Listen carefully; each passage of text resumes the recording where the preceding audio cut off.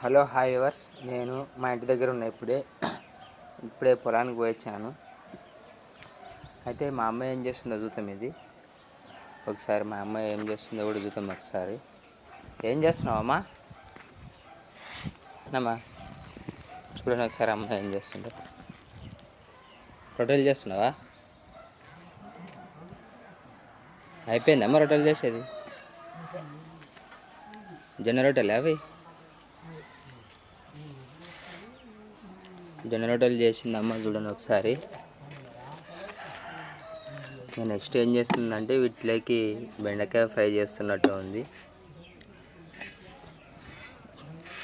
చూడండి వ్యూవర్స్, మీరు ఎంతమంది ఇట్లా ఊర్లో కట్టెల పొయ్యితో చేసుకుంటారో ఒకసారి కామెంట్ సెక్షన్లో పెట్టండి. Okay friends.